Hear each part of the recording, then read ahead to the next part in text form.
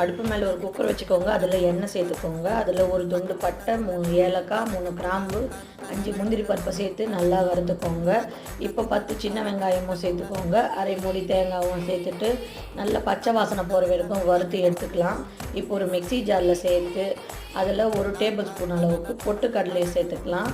கொஞ்சம் கைப்பிடி அளவுக்கு கொத்தமல்லியும் கிள்ளி சேர்த்துட்டு நல்லா பேஸ்டாக்கி எடுத்துக்கோங்க. மறுபடியும் ஒரு குக்கர் வச்சுக்கோங்க. அதில் எண்ணெய் சேர்த்துட்டு 10 சின்ன வெங்காயம், 3 தக்காளி, 1 டேபிள் ஸ்பூன் இஞ்சி பூண்டு பேஸ்ட் சேர்த்துட்டு நல்லா பச்சை வாசனை போகிற வரைக்கும் வறுத்து எடுத்துக்கிட்டு இப்போ நம்ம கழுவி வச்சுருக்கிற மட்டனையும் அதில் சேர்த்துக்கலாம். 2 டேபிள் ஸ்பூன் மிளகாய்த்தூள், 2 டேபிள் ஸ்பூன் தனியாத்தூள் சேர்த்துட்டு நல்லா ஒரு வாட்டி மசாலா மிக்ஸ் ஆகிற மாதிரி மிக்ஸ் பண்ணிக்கோங்க. இப்போ அரைச்சி வச்ச பேஸ்ட்டு சேர்த்துட்டு அதில் தேவையான அளவுக்கு தண்ணியும் சேர்த்துக்கோங்க. தேவையான அளவு உப்பு சேர்த்துக்கோங்க.